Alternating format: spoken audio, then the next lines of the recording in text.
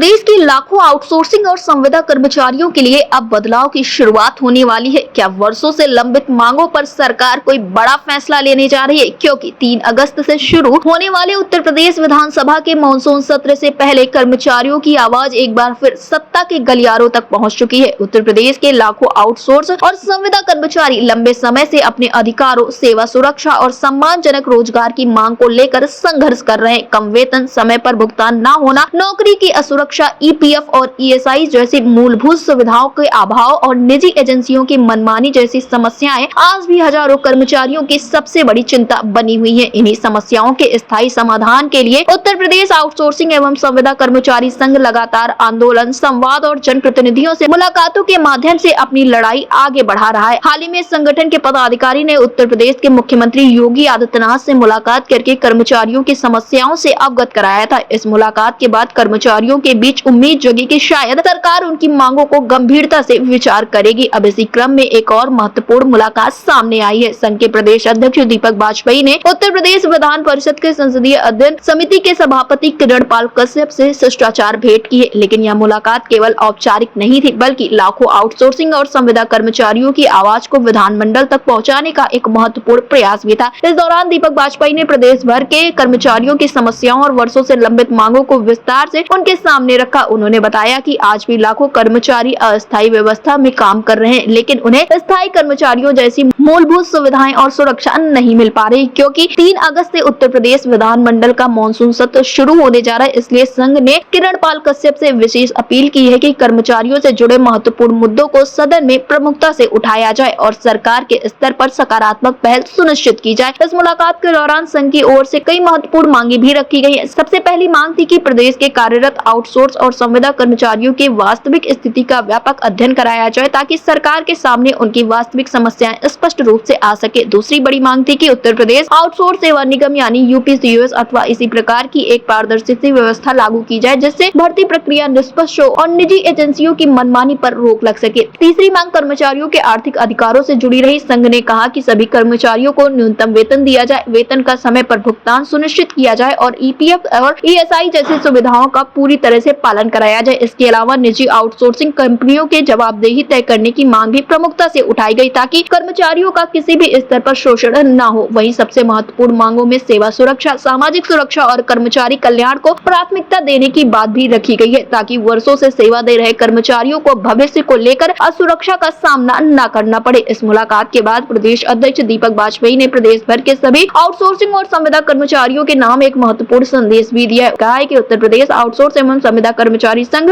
कर्मचारियों के अधिकारों की लड़ाई पूरी मजबूती और पूरी प्रतिबद्धता के साथ आगे भी जारी रखेगा। जब तक कर्मचारियों की समस्याओं का स्थायी समाधान नहीं हो जाता है, तब तक संगठन का संघर्ष और संवाद दोनों समान रूप से चलते रहेंगे। अब सबसे बड़ा सवाल यही है कि क्या 3 अगस्त से शुरू होने वाले मानसून सत्र में लाखों आउटसोर्सिंग और संविदा कर्मचारियों के लिए कोई नई उम्मीद लेकर आएगा? क्या सरकार उनकी वर्षों से पुरानी मांगों पर ठोस निर्णय लेगी? क्या सेवा सुरक्षा, न्यूनतम वेतन और पारदर्शी भर्ती व्यवस्था जैसे मुद्दों पर कोई बड़ा ऐलान किया जाएगा? इन सभी सवालों के जवाब आने वाले दिनों में सामने आ जाएंगे। फिलहाल कर्मचारियों की निगाहें पूरी तरह से मानसून सत्र और सरकार के अगले कदम पर टिकी हुई हैं। डेस्क रिपोर्ट, अटल टीवी।